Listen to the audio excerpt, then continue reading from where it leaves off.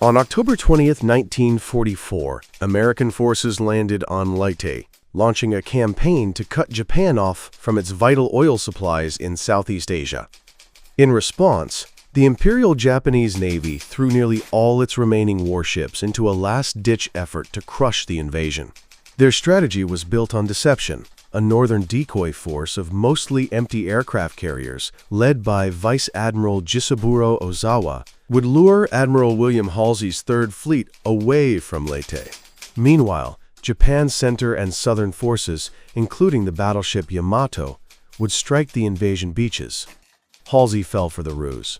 Convinced Ozawa's carriers were the true threat, he rushed north, leaving the landing forces exposed. At dawn on October 25th, Japanese battleships slipped through the San Bernardino Strait.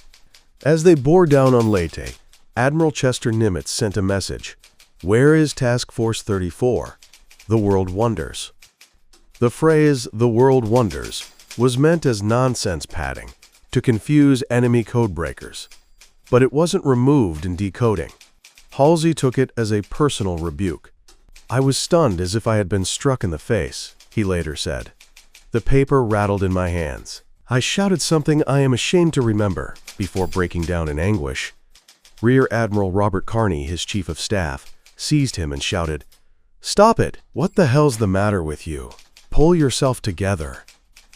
Realizing his mistake, Halsey turned south, but his ships needed fuel and were delayed further. Taffy 3, a handful of lightly armed escort carriers, was left to face the might of the Japanese fleet alone. When Halsey finally arrived, the battle had ended.